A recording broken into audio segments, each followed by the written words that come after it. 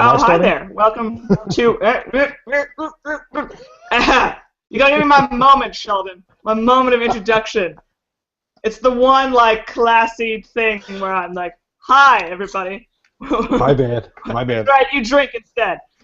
Welcome to Liberty.me. I am Lucy Steigerwald. This is Free Association, and the guy who why we're here is Sheldon Richman, from lots of fine writings for Reason and Center for Stateless Society, and previously to Freeman and Freedom Daily, and like lots of good stuff. And you know this. But I'll tell you anyway because I have some sort of weird like tick where I have to be organized at the start of my podcasts because they always go awry. And what, Sheldon, my dear fellow, are we talking about today?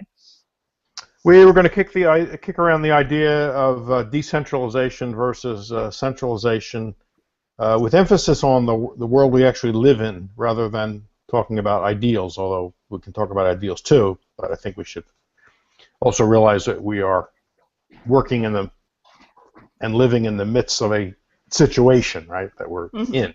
We can't leap out of it. So the question is, what do we do? What do we do now? What do we do now? I don't know.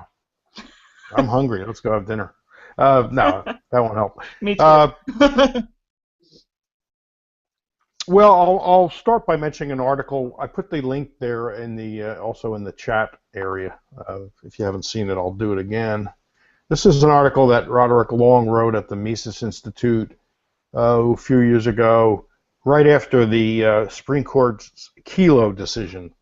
So the Kelo decision is a famous eminent domain case where the town of New London, Connecticut, was taking not just Suzette Kelo's home, but a whole bunch of homes in the neighborhood, the section of the town I think called Trumbull, I think it is called, but not to do the traditional things government has done with land taken by eminent domain, but rather to hand it over to a private developer. Pfizer, I know Pfizer Pharmaceuticals was involved in this, but I don't know if they were actually going to be the direct recipient. But anyways, a private developer that was putting in an industrial park and various things, including a Pfizer laboratory or factory. And the city thought this was a great idea because it was going to raise more revenue than these homes raised, through the property tax. So they thought, okay, that's a public use. That makes it a public use. So while the public, namely the government, wasn't going to use the land, it was going to get the revenues from it, so they thought they could stretch it. And this appalled a lot of people. It's not the first time such a thing happened, actually, because in Detroit, in Pole Town, an ethnic section of Detroit back in 1980, the state of Michigan seized a whole neighborhood, including homes and shops and churches, to give to General Motors for a Cadillac factory. So it wasn't the first time, and they got away with it. I don't know if it went to the Supreme Court. They certainly got away with it at the state level. Anyway, this outraged people, even people who believe in eminent domain, which I don't believe in, and no libertarian should believe in, because it wasn't a road or a post office or a military base, which was the original kind of meaning of public use. I guess it related somewhat to public goods. But it was something the government was actually going to use, quote, for the service of the public. It didn't seem to include giving it to a private company because that business would generate more tax revenue for the local jurisdiction than a private home would. So it goes up to the Supreme Court. This was an Institute for Justice case, by the way. You should all be familiar with the Institute for Justice, a great organization that actually fights these micro battles on behalf of people who are abused by the state. And the Supreme Court ruled in favor of the city of New London, which I think maybe surprised a lot of people. So there then arose among libertarians a discussion of whether the Supreme Court decision was a good thing or not. Now you would say, well, how could it be a bad thing for a libertarian? I mean, how could it be a good thing for a libertarian? I get confused which way they found. Let's remember. And by the way, as a little sidelight here, Donald Trump said he backed the decision 100%. And let's recall that the decision was the city could take the woman's and the other people's homes to give to Pfizer and this private developer because it was in the public interest that there be a better revenue generating use for that land than was currently used. So Donald Trump, quote, 100% behind it. We know he likes eminent domain. He himself has profited by eminent domain. Anyway, why would libertarians debate this? Why wouldn't they universally say bad decision because it sided with the government against these property owners? Well, you may already know the answer to that. There is a school of thought among libertarians who think that the federal courts should, in the name of decentralization, should not be allowed or should not strike down local and state even local state laws or actions, even when they violate liberty, on the grounds that decentralization is better than centralization, even if in a given case you're going to get a bad decision. So Roderick's article, and I really recommend everybody read this if you're interested in this topic at all, has a very interesting discussion about the take on that, and it comes out being ambiguous. I mean, it's not an easy topic, you'll see. I find it was very close to my own thinking, although I had not put it so systematically. I mean, I opposed the ruling by the Supreme Court. But I was also sympathetic to the idea that decentralization tends to be better than centralization, if for no other reason than this. Voting with your feet is less expensive, the smaller the jurisdiction, right? It's harder to leave the country than it is to leave your county and move to the next county or town. Or even state. It gets a little tougher when it's the state. But the bigger the jurisdiction, the more expensive it is to vote with your feet. And the threat that people will vote with their feet, even in today's context, does exercise some constraint on governments. I know that's hard to see sometimes, given what some states do, like California and New York. They put pretty onerous burdens on people that want to start a business. Taxes are high. But imagine if there were no states at all, and it was just the unitary United States, which is what the opponents of the Constitution felt it was heading toward anyway. It would be even worse. At least there is some competition among jurisdictions, which maybe puts some lid, even though it's hard to see, some lid on the tax level and on the level of regulation. So in the end, Roderick says, and I agree with him, that while decentralization is better than centralization, in today's context, if the federal courts were to say we're never going to strike down state and local laws that violate liberty, or any state and local laws, whether they violate liberty or not, the outcome wouldn't be unambiguously good for liberty, because the state and local governments are very good at violating liberty when they want to.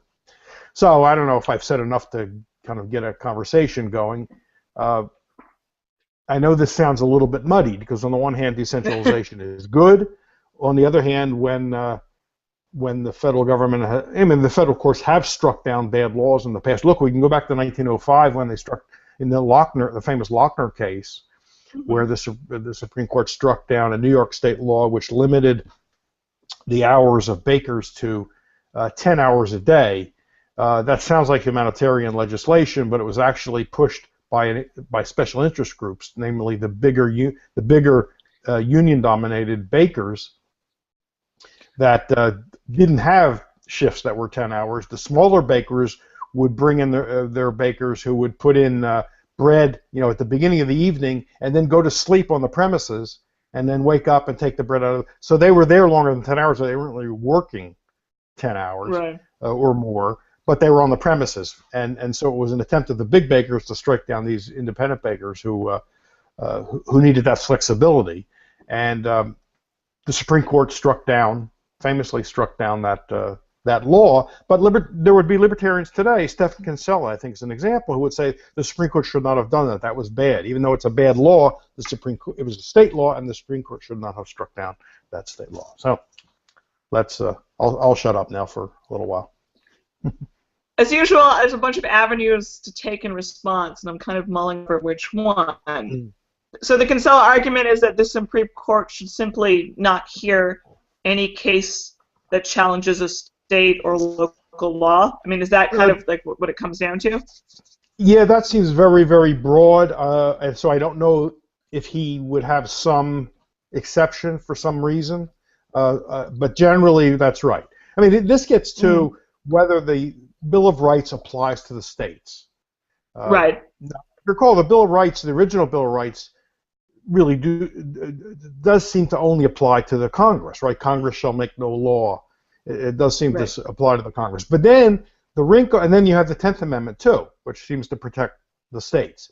But then you have the 14th Amendment, post-Civil War, which would trump, no pun intended here, would seem to trump the 10th and the 5th, and the others. 5th, by the way, has the takings clause, so it was relevant to Kelo.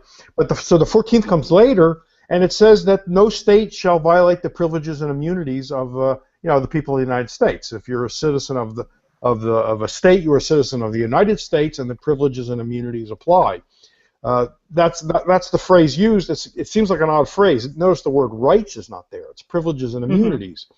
But as Roderick argues, the best interpretation of that, I mean, where else is there to look but the Bill of Rights?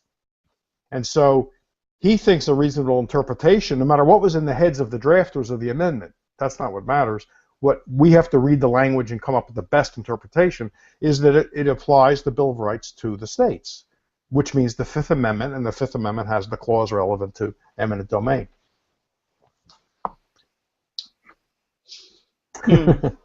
Which way do you want to go on this? I don't know. Oh, there's so many. I don't know what to do. There's so many. I mean, this type of question comes up a lot. You know, when you have, say, Obama making a grand immigration executive order, and you and I are thinking, oh, this is humanitarian. This is, not punishing people for simply crossing a border. And yet, even often with people of our ilk, there's this sort of uncomfortableness that this was a grand executive order. And I think I've talked to Jeff Tucker about this when that happened last year, and generally the conclusion is, among people that I like best, is that as awkward as it is, you take the humanitarian thing, and obviously with Kelo, it's such an awful. It felt like such an awful decision, and it still feels like one. And at the end of the day, the decentralization argument is a practical argument as opposed to sort of a pure principles one, because I don't think that my local guy down the road should kick and look for drugs or take my land for the Pfizer plant.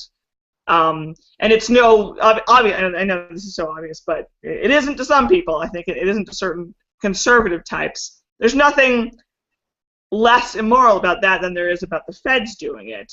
There's simply the hope that, the people far away don't have the widest domain. So if there's some tyrant down the road, either you take care of him, or you do just, move a couple blocks down where Sheriff Evil doesn't have control. Yes. So this gets mixed up in the the rhetorical thing that, again, you and I probably just like, the states' rights question, and this idea that states have rights is absurd and is very beside the point. But even in states where some of our states are as big as a country, like California, there's more opportunity for someone finding a better way than what the feds are up to. That's just what it comes down to. Yeah. Something you said about a minute before gave me an idea of something to say. Now I've lost it for some reason. Oh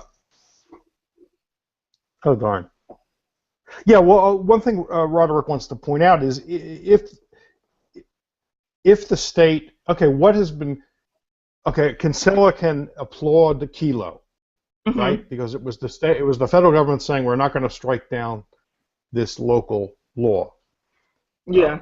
But so Roderick wants to ask in this case, what's the offsetting gain to liberty from this? He doesn't see any. So it's just all bad. And then he also gives the case of Race versus Ashcroft, which came shortly before Kelo, which struck down. This is related to medical marijuana in California. The feds had arrested a woman who had terrible confluence of diseases and needed marijuana for her treatment, or at least for pain relief. And the feds went after her and some other people. She wasn't the only. I don't know if you remember this case. She wasn't the only defendant.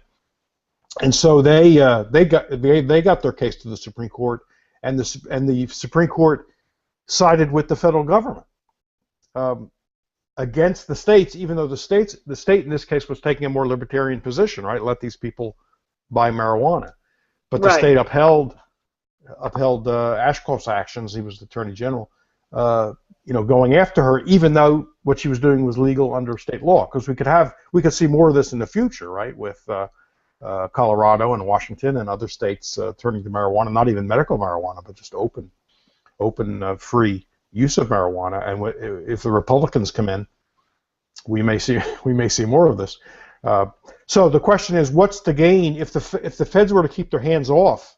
Where's the gain to liberty? We do have this sort of theoretical gain, right? Decentralization is better, voting with your feet is better, is cheaper, but that's sort of that seems very airy compared to the losses, which are real. Right. And it's sort of potentially it's playing a long game, and it also there's a certain faith sometimes in the possibility of a minarchist. Well, I know Kinsella, for example, is not a minarchist. A minarchist thing, a constitution that can actually bind hands, all these other things that, after several hundred years, I personally am losing faith in this concept that a constitution can truly do this. And so it's sort of a theoretical argument that I think kind of, I've lost faith in that. And I think it does, all of these method arguments tend to lose the point. Like, I was arguing with, actually, Congressman Justin Amash on Twitter about his lack of support for the Iran deal. And I don't want to be one of those people who trust politicians, but he's alluded at sort of a Students for Liberty conference that he's more of a Rothbardian, but he believes he has to vote on his interpretation of the Constitution, not the Rothbardian in his heart. So his arguments to me were purely based on that kind of thing. And he even suggested that, the ends don't justify the means and like blah, blah, blah. And I was like, and then I'm thinking that, now I don't know for a fact that the Iran deal is the only thing that will prevent the war. And, but if I did know this, I mean, the stakes, these types of stakes are so high that to go with the Constitution and the rule of law instead, I've lost the capacity to really sympathize with that sort of argument, because it doesn't end up with rights for the little guy, because it hasn't. It keeps failing. And at this point, it's more and more tempting to throw the whole thing out. And I don't know. I have a drop of sympathy left for the kind of thing that Kinsella is saying, but it's not really radical enough. It's not really radical enough for him, from what I from what I know of him. Even though he's a bit of a crank and a faux conservative, he isn't one. Yeah. Well, I think the context is important. If we were at an earlier stage of American history, that might have made a difference. But again, going back to the Roderick Long piece, he points out that there's a lot of water under the bridge. The states are little more than administrative districts of the federal government. So he thinks what happens in a case like Kelo, if it were to have gone the other way, it would have been, one branch of a single centralized system, because essentially that's what it is. One branch of it just said another branch can't do something. It's not as if these are really states with a recognized right to leave the union if they want to. I mean, that's all done. That's all done and decided. So what's the most libertarian thing that can happen?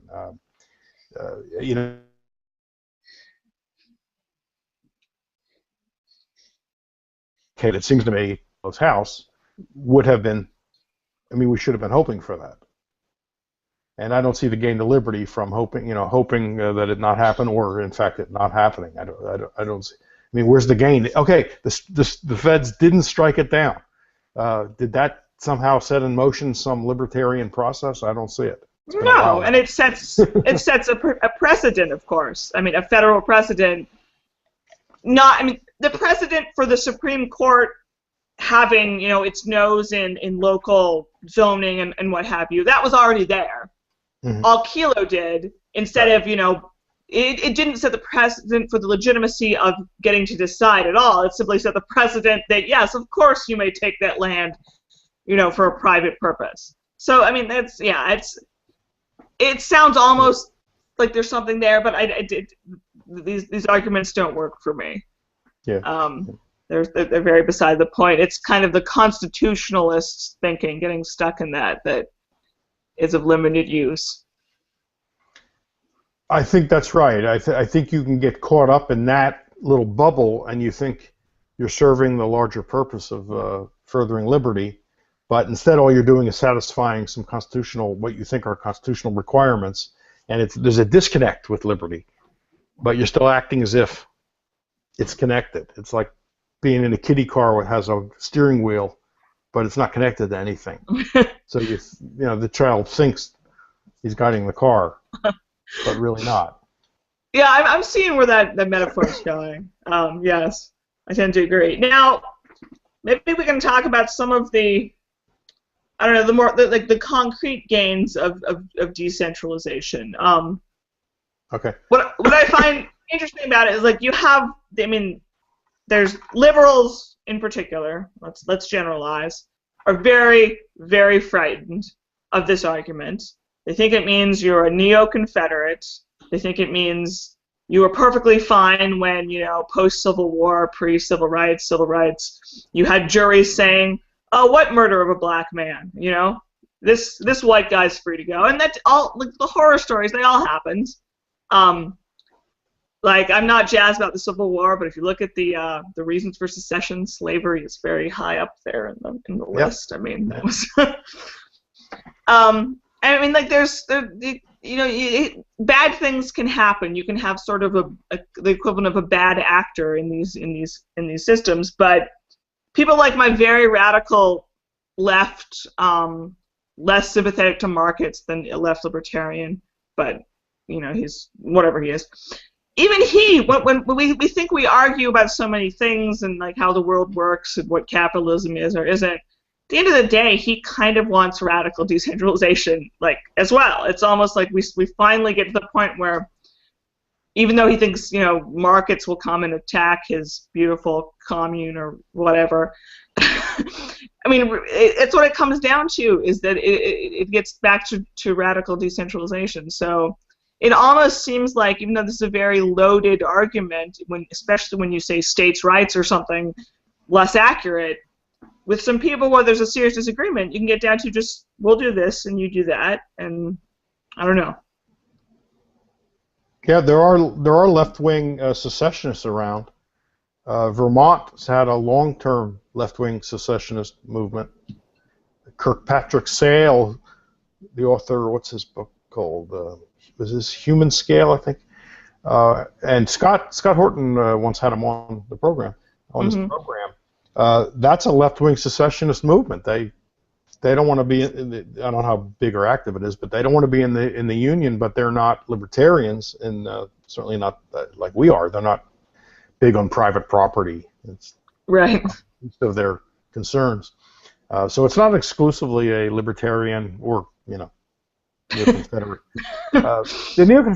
Look, we should be sensitive to how other people understand terms, because they may understand them differently from how we do. Now, libertarians correctly don't like the term states' rights, because we don't like to talk in terms of states having rights. But when you say federalism, some people will hear states' rights. They think that's what you're getting at, and so they're worried. And we should be sensitive to that, and we should know that certain people may be thinking that, and either make sure that's not what we mean. Make sure they know that's not what we mean, or find some other way to show that you don't like the things that they don't like also. After all, look, the slaveholders and the people that The slaveholders sullied the word property, and I don't think it's fully recovered yet, right? Because they wanted people, certain kinds of people, certain included in property, and when they defended slavery, they defended their property, didn't they? Right. So that was a terrible thing for libertarians, people who believe in private property, but only mean by that, inanimate. But it seems such obvious bullshit. I don't know. It's interesting. I don't feel that property is that sullied of a word, not as sullied as some other words I like. That I don't know. I mean, because it seems so obvious that yes, people are not property. That's different. You geniuses. Well, it's faded, but I think there's still some taint. Yeah. Taint. And then the same thing with local control or states' rights or any of those terms that suggest make some people remember Jim Crow, black codes, and we need to make it clear that's not what we mean. That we think to the extent we favor decentralization is because we think liberty has a better chance for the reasons I already elaborated. Because we're optimists somehow. Yeah, and because it lowers the cost of leaving, as long as we must also insist on freedom of exit. Yes. No matter what size the jurisdiction is, there must be freedom of exit, or else it doesn't have our blessing. I mean, that's why I don't. I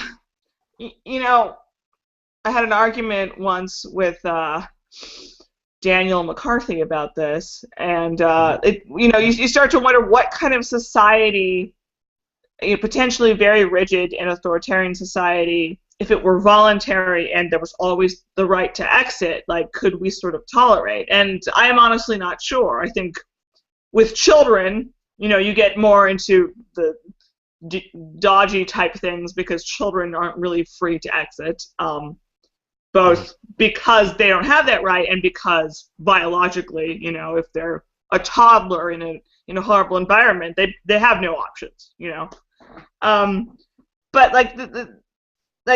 we have to wonder. I wonder as libertarians, does it come down to purely, all you 30 people can have as rigid and cult-like a society as you like. You're all adults for matters of convenience, and you all, can leave whenever. And there's certainly a type who says that's all. Libertarians have nothing to say about that. And in our radical decentralized society that we're theorizing, that might very well come up. And I don't know. I don't know. Now we're back into a subject that you competently moderated between me and Walter Block about. Well, he didn't want to talk about. He did want to talk about thick libertarianism, even though that wasn't the topic. That's right. Yes. So, because you're now raising that issue. I mean, what if we saw a commune rising in either a free society or even one we're just aspiring to, make free, where people, blindly worship? It's totally voluntary, right? No one's been held by gunpoint.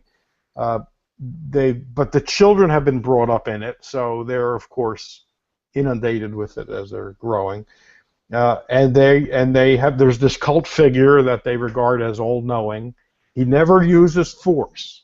It's not like one of these TV shows where the cult leader is actually using force, or even in real life, like what was the guy in Jonestown. I have a feeling he wasn't. Well, he used force at the end. Yeah. Okay. So.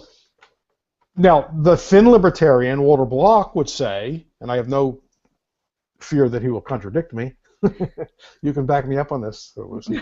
He will say that's not a libertarian concern. We have nothing to say about it as libertarians. He say, I may comment about it as something else, as a human being, that I don't find it attractive, that kind of community, and I wouldn't want to live there.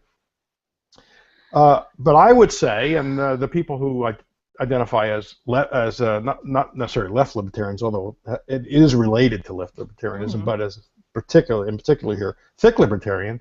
No, as a libertarian, we can be appalled by that. That doesn't mean you can use force to stop it. Of course, that doesn't mean that, unless they're actually using force. Then somebody can go to the defense of innocent people.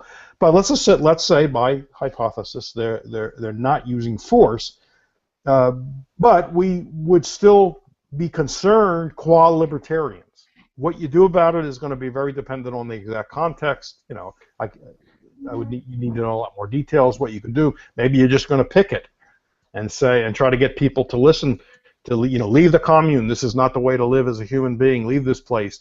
Don't worship this cult person. I mean, again, what you do depends exactly on the context. But what doesn't depend on the context is the libertarian could be concerned about this, even though there's no coercion being used, no physical force or fraud. Right, because I mean, any sort of defense contractor, there's always the theory that they could turn into a state someday. Mm-hmm. I mean, I think that I'm somewhere strangely in the middle between thick and thin libertarians. I think I'm a chubby libertarian, shall we say? But I mean, there's the point where I do agree with you. I think that there's libertarianism as a basic summation is concerned with the state and coercion and stuff, but there's certain atmospheres that are so close to being coercive, even if they're sort of not officially coercive. If you don't have that monopoly on force, that sometimes it's not just category A or B, free or coercive. There's some community settings and some family settings that it's hard not to describe as authoritarian. It's very tangential, but it does interest me. Yeah. But if we see, I had a point back at our original point. I'm not feeling very fast on my feet today, or my brain, fast on my brain. Almost there. So I was there. Something about the Ninth Amendment, something about conservatives.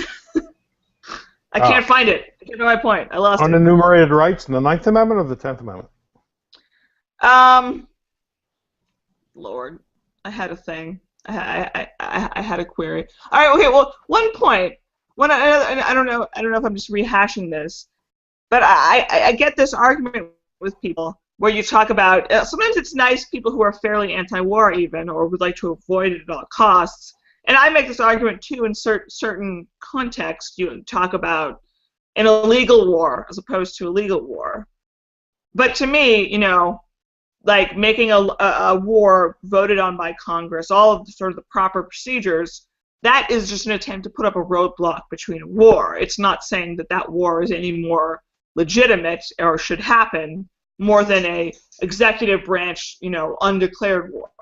At the end of the day, if the exact same number of people are dying, it's just as bad. It's simply, you're using the system to try to throw something in front of the tanks. Now, I find that similar to, the decentralization thing, where it's not any more moral. You just have a better shot of more options. But I have encountered people who seem and libertarians even, of the moderate sort, who are very comfortable with a drug war at the states. I mean, I heard Bob Barr talk about this. It's it's a state matter. Ron Paul, at his sort of wishy-washiest, would say, well, it's a state matter. It's a state matter. And yes and no. It's perhaps that would be an improvement, but a state can do appalling things. What we have now is states having the federal government encouraging them to have the worst laws. We have the worst of both worlds right now, of course. No, I agree. I mean, there is this principle, I think it comes out of Catholicism, of subsidiarity, I think is where you start with the most local level, and if that doesn't work, you go out, if that doesn't work, you go further out. I mean, that's the principle. And so you've seen libertarians and conservatives, and I guess some cases leftists like Kirkpatrick Sale, be inclined to that idea that you don't go to any higher level than you need to go to, a higher level of government. But I kind of agree with you. It's not so much a principle. First of all, if you're for a stateless society, then you don't want a state at the local level, the state level, or the federal level, or the international level. The national, I don't like to say federal level. That already seems to suppose the system, right? The national level or international level. So we're already sort of talking at the basis, at the level of strategy, not so much the principle, but what's most likely to throw up roadblocks, because the term used is a good one regarding the war power. What's going to cause the people that want to expand or do bad things, do unlibertarian things, cause them to trip and fail to gain their objective. So that makes it seem less than we're not quite in the realm of pure principle now, and that may give us more flexibility in saying, if they had struck down Kilo, I mean, if Kilo had gone the other way, I don't see why a libertarian couldn't, without hesitation, applaud. This woman could keep her house that she was born in. I believe she was born in that house. And she was an older woman by the time they took it. So this was a house she wanted to die in, presumably. And of course, how can we not applaud? They didn't build their fucking Pfizer plant, of course. They just turned it into, I believe, a literal garbage heap. And yet they took her house, because that's how lovely the state is, of course. And Poletown, I'm not sure they ever built a Cadillac plant. For a while, it was a parking lot. I don't know if they ever got around to building it anyway. That's right. So how can we say, yay, the government didn't stand in the way of taking, block the bulldozers? I wouldn't have been comfortable doing that. Another larger question, and I suppose we should get to question from our audience eventually, but yes, another sort of libertarian concern I have or question is when it's more directly the feds butting in, and the civil rights era is sort of a good example of that. I mean, do you ever applaud federal troops, or sort of the Weasley way that the feds sometimes got people on federal civil rights violations when a jury had, let, I believe, the people who killed those 3 civil rights workers, and basically they got away with that. Situations like that where I think LBJ sort of finagled it so that these people got a couple of years in prison, not murder sentences, but for violations of these people's civil rights. And when it's that, just the feds writing in, you have the 101st Airborne and desegregating the schools and stuff. That's a big libertarian box that we don't even have time to get into. But I don't know if you have anything a little brief on that. I think that's harder than the Kilo thing. I think the Kilo thing, I obviously say, of course, that was horrible. That's right, and so you raise a good. I mean, because it's tough. It's good that you raised it. It's good to raise stuff that makes us uncomfortable, because it means we're not ducking the tougher issues. We live in a messy world because of I won't say mainly. There might be a lot of messiness anyway, but in a great measure because states exist. So yes, federal troops were sent. I mean, in the 50s and early 60s into states because state governments and local governments and police, who were also Klan members at the same time, were doing terrible things to people. People were getting away with lynching. H.L. Mencken, who called himself an extreme libertarian, he wasn't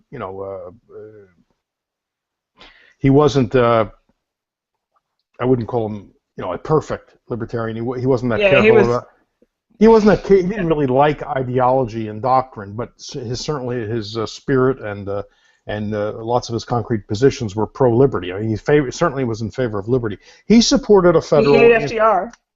Favored the federal anti-lynching law that was proposed. That, by the way, Roosevelt opposed because Roosevelt didn't want to alienate, racists in the Democratic Party. But Mencken was appalled that people were getting away with lynching. Right. And it wasn't. You couldn't count on the states weren't going to do anything about it. I mean, certainly the southern states weren't going to do it. He was in Maryland, and I think there was, that was considered a southern state. You have a case of egregious injustice against people, and the national administration sends the National Guard or sends troops, like Eisenhower did. What do you say about it? I know that really bothered libertarian types in those days. I was a little too young to be speaking out in the 50s. So I can't. My record can't be raised against me because I wasn't saying anything. But it would have been really difficult. I would have had a hard time siding with. I mean, I wouldn't have been enthusiastic about the national troops being sent into a state. On the other hand, I also don't want to. I wasn't going to be taking the side of racists in the states who were doing rotten things to innocent people. It's okay to acknowledge like the contradictions in how. I mean, there's some very loaded eras of recent history, and for libertarians in particular, the civil rights era is like we haven't untangled it yet in the laws that came into effect and just how completely mixed they were. Mm. And it's okay, I think, that we're not like we don't have this all conveniently figured out. Certainly, when there's a legal precedent that you're dealing with, it can be or a power precedent, more to the point, you know, like that's. Mm-hmm.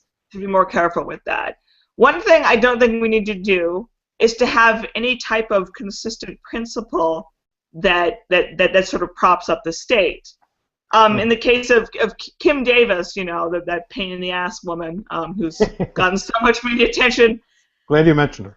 I saw a lot of conservatives actually being against her because they are so, you know, concerned with the rule of law that they say, well, I mean, like we're against her, but like you darn liberals were for Gavin Newsom, the mayor of San Francisco, when at 2004 he started marrying gay people when he wasn't legally allowed to, and they act as if that's the same thing, and I don't think it is. And they act as if any law breaking, any not doing your job, your legal job, is somehow morally equal. And one thing that I would like to say is that libertarians should never fall into that trap, because that is acknowledging the state as some sort of higher legitimacy instead of, what did that do? Did you deprive someone of something? Did you give someone something you shouldn't be giving them? I mean, what did it do to the individual? At the end of the day, that's what we should care about, while acknowledging the dangers of certain precedents and certain powers above powers. And all these arguments tend to just sort of acknowledge the state in this way that I think is completely harmful. Yeah, if two governments, in the case of the United States, I guess this would be levels of government, are in conflict with each other, and liberty is in the crossfire, I think we side with liberty. Right. Even if that means in a given case it's the national government that we're on the side of the national government, because in that particular case it's defending liberty against an oppressive local or state government. I mean, I don't see how I could in good conscience do otherwise. The only objection would be a Kinsella type objection that we should always take the side of decentralism. But the individual argument, perhaps that is the ultimate side of decentralization, is to always be on the individual side. Whatever side is not coercing someone, Yeah. Decentralization is instrumental, right? It's not an end in itself, like you were saying. Right, exactly. So how can we blindly, deontologically support decentralization when we have in front of us a person who's being trashed by a local or state government, and where the federal government is taking a position on behalf of that individual? Right. So that does seem to clear it up. On the Gavin Newsom thing is interesting because why is it different from? I mean, I would applaud Gavin Newsom, right? I mean, I did at the time, sure. Yeah, because he was recognizing rights. Unlike this woman, he didn't have a court ruling on his side. Right. It was civil disobedience, rather, on his part. Interpreting the law in the libertarian way, I would say. And it was certainly, we had a whole argument about discussion about same-sex marriage and how it's obviously not ideal to have a government, granted rights and privileges, but for gay people to claim this right is a sort of self-defense. You can have a situation where your partners could be deported, you can't see them in hospitals. I mean, we've all heard those a million times, but it really does happen to people. So I can never, so Gavin Newsom they were both not following the law. They were not doing their jobs properly in those cases, but he was doing a bit of civil disobedience and acknowledging a right that should have been there. And she's just, whining about a right that someone else decided was there. I don't know. It's just, I think we should just fundamentally reject this idea that we cannot look at the people involved. We just have to look at the law says this, and that's all. And that's why would a libertarian, Right. even a slightly libertarian person, take that at all? It's just Well, and rule of law we're all in nonsense. favor of defying or not obeying unjust orders that would violate people's rights, like a soldier being told to go into a village and just shoot anything that moves. Right. So it's not that my point about Davis was not the law says X, Y, Z, so she should do that no matter what. Right. I'm interested in the content. If the law was ordering her to do something that violated rights, I would be applauding her. Right. And this idea that we can't look at that is a conservative argument. It's not a libertarian one, as much as some libertarians do make it. Right. So, yeah, I've taken fleck from some libertarians on the whole same-sex marriage thing, even before Davis, but then it came up again because when you're married, that gives you access to some coercive government programs, let's say, like paid family leave or even just mandated unpaid family leave. But that's incidental to the marriage license. That was added on by legislatures or Congress later on. So to condemn, say, same-sex couples for wanting a marriage license because this now enables them to compel an employer is no reason to condemn same-sex marriage as long as the government is involved in marriage. Go fight the additional add-on legislation. Right. Sure. That gives you access to employer benefits against their will. But some people want to use that to condemn the marriage license per se. Our case against the marriage license is not that you can get unpaid leave or you can get paid leave from your employer. It's deeper than that. And you can imagine state marriage licenses, obviously you can, that don't have all those other add-ons. That would make government involvement in marriage correct. But it wouldn't have that. You couldn't make that objection that leave is then available or whatever other things people complain about. There's some people on Facebook that constantly go after me about this, that I'm somehow in favor of all those coercive things, and that's not the point. The point is they were just added on later. They were added on by legislators after the fact. A very silly libertarian thing is sometimes this purity thing where every government action is just as bad as the other one, because they're all fundamentally coercive, and against anarchistic principles. And in the day, sure, it's all coercive. I'll give you that. But then, that's just that's just a very foolish concept to act as if the benevolent welfare state and sort of the clunky charitable things that don't work and are still coercive. War is worse than that, the idea that they're all government things must be equally bad just because the government is bad is a very odd argument that I encounter. Right. Yeah, that's right. And a general equality of treatment was part of the liberal program from the very beginning. The liberal class, the libertarian. Right. But we need to draw a distinction because it doesn't mean that if there's conscription of men, we should be demanding conscription of women because we favor equality under the law. Right.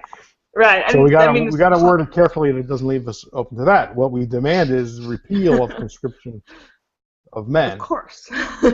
Because that's wrong in itself. Not only because not because women aren't drafted.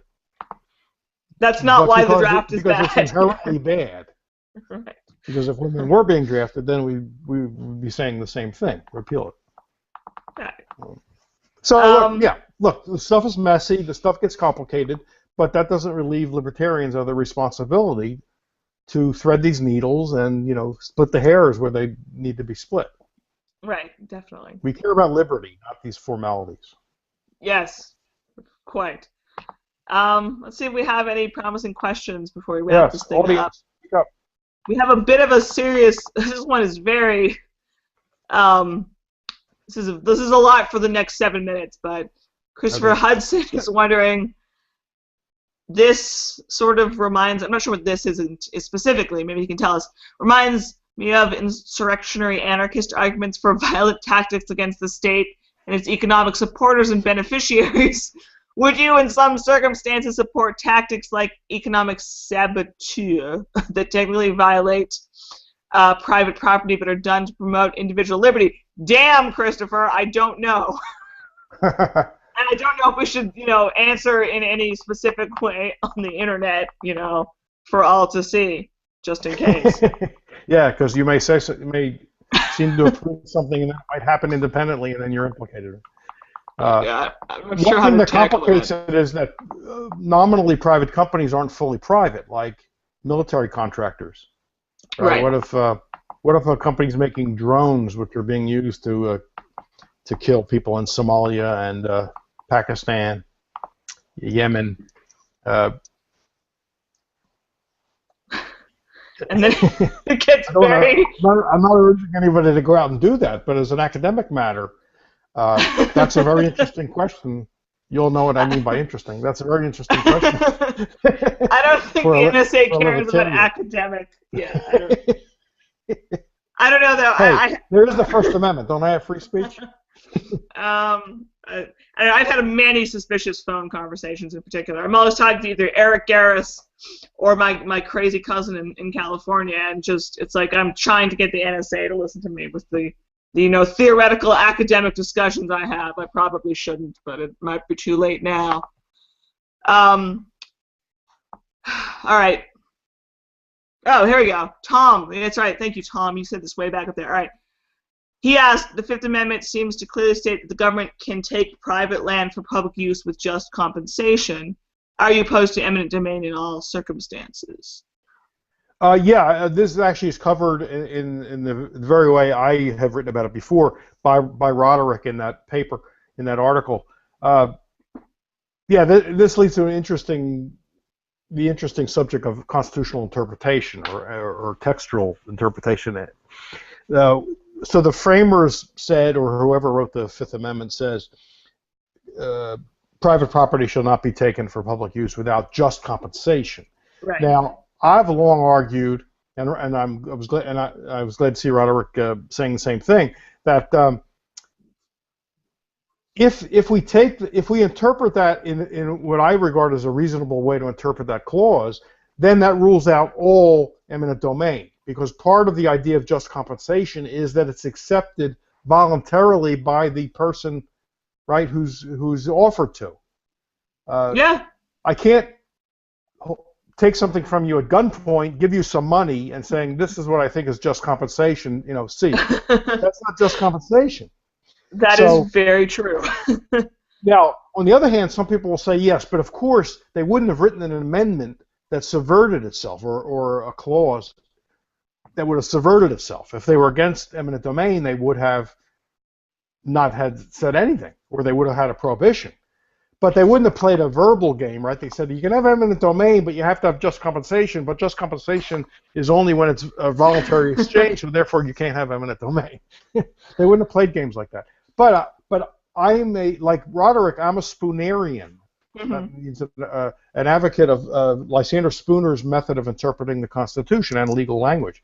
It's not what was in the minds of the framers, the guys that wrote it down on parchment, but what those words actually mean. Look, when they said other persons, they meant slaves, but they didn't write slaves. And as Spooner said in his Unconstitutionality of Slavery, in his book by that title, he said we are entitled to come up with a reasonable interpretation of what other persons means. That was not a euphemism generally for slavery. Right. It was just they didn't want to say the word slave, so they said 3/5 of other persons.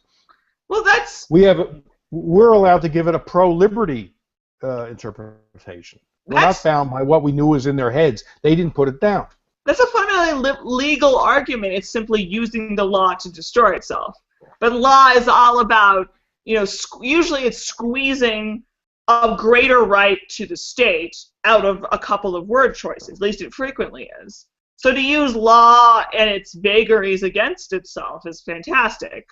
Now, you get a liberals with a living constitution who somehow managed to make, the Constitution for all its flaws worse. Like, that is a danger, but again, like, the libertarians should be, like, these should all be methods to get to individual rights. You shouldn't be bogged down in, the Constitution. You should be using the Constitution to get past the Constitution to actual spoonery goodness.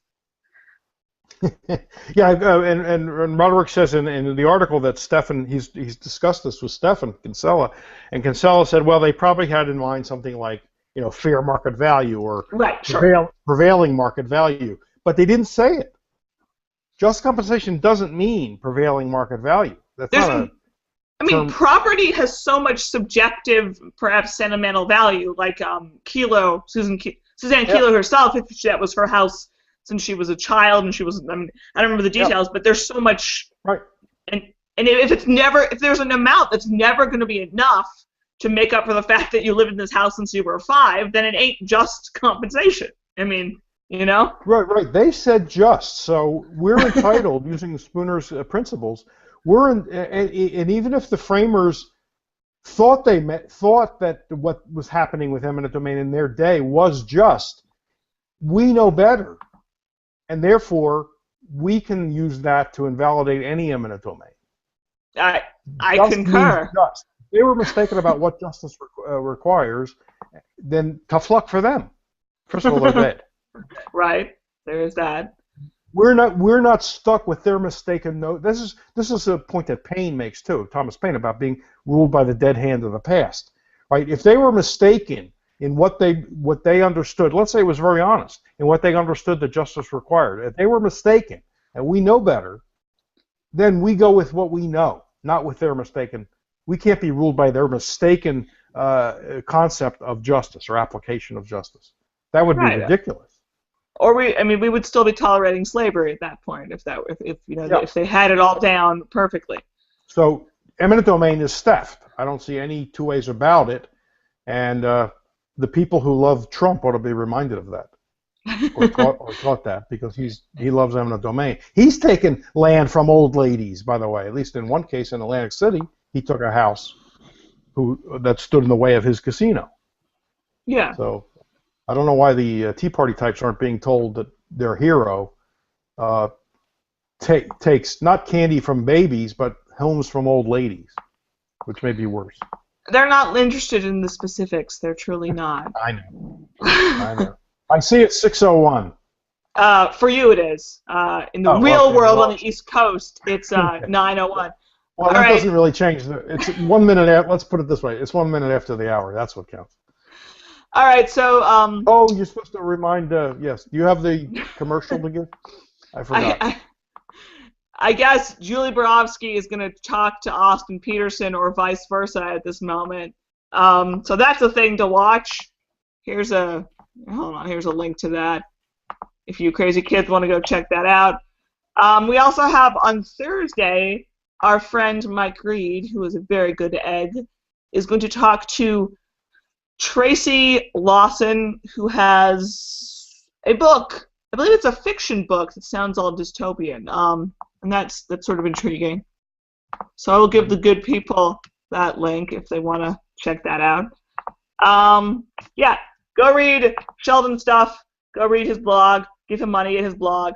Read Lucy and Annie War and wherever else she is. I'll try to do a Vice thing this week. I need to write more words and waffle less.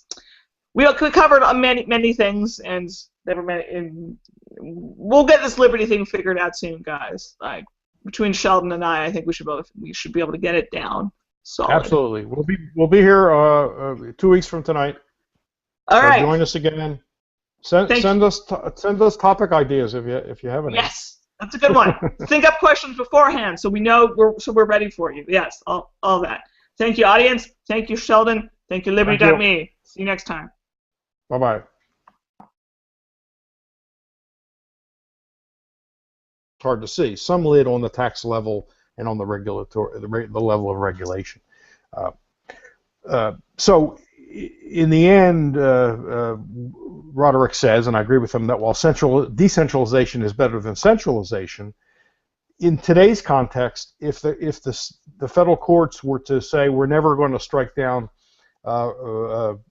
state and local laws that violate liberty, or any state and local laws, whether they violate liberty or not, the outcome wouldn't be unambiguously good for liberty, because the state and local governments are very good at violating liberty when they want to.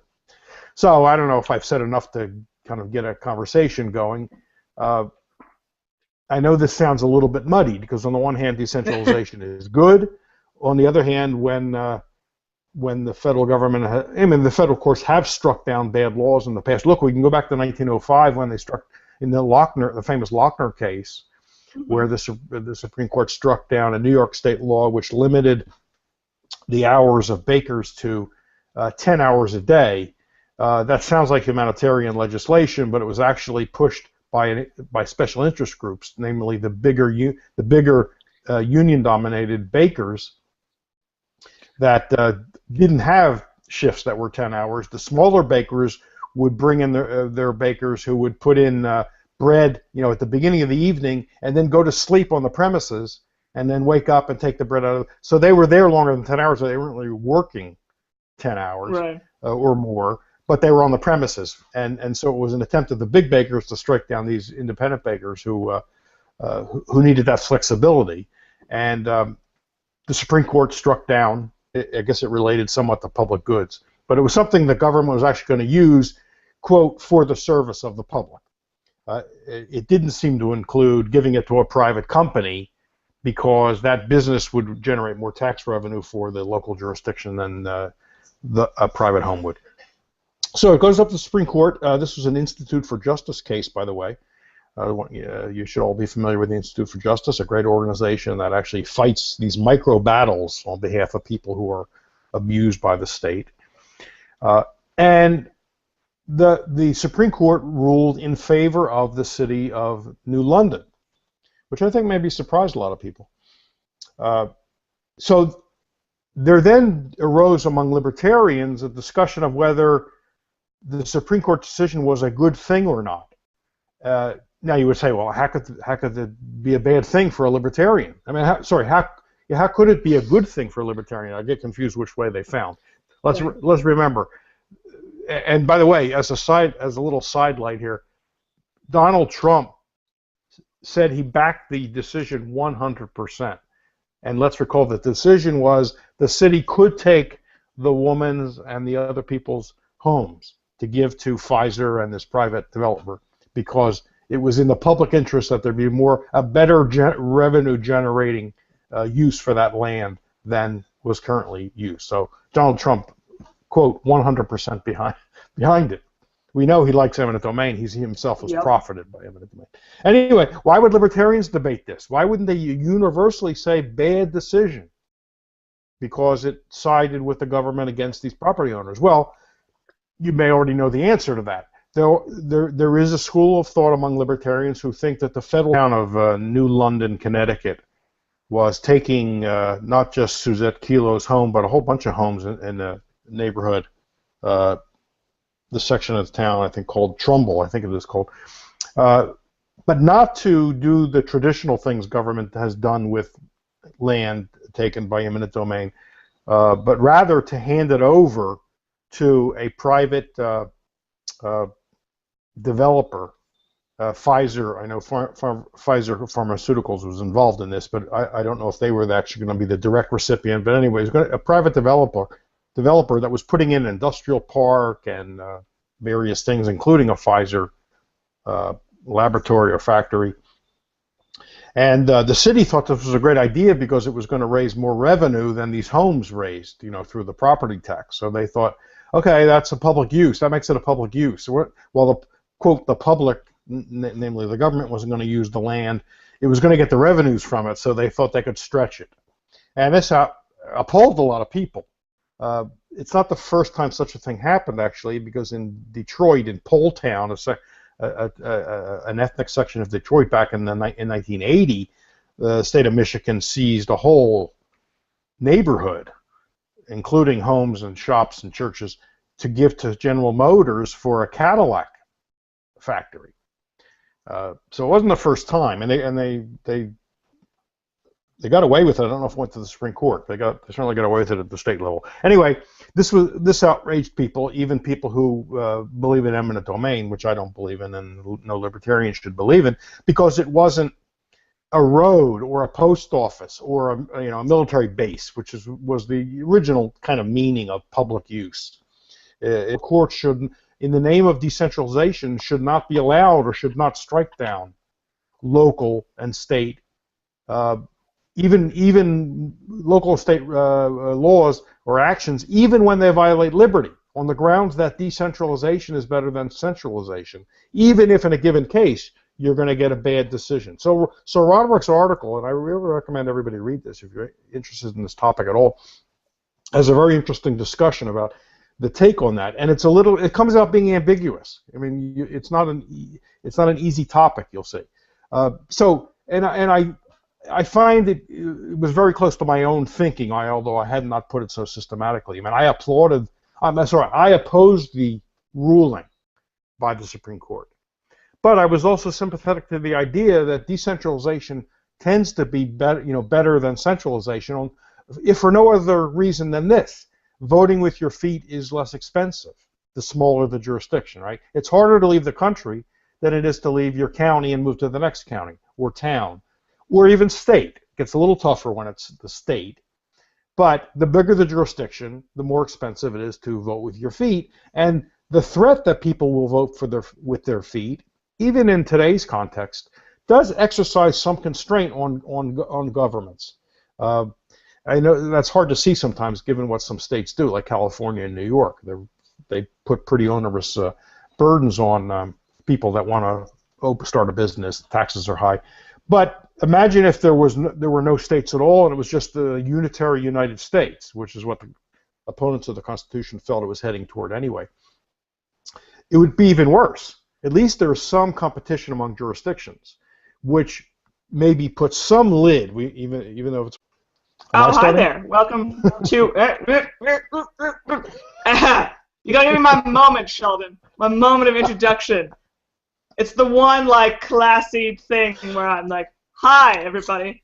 My bad. My bad. Right, you drink instead. Welcome to Liberty.me. I am Lucy Steigerwald.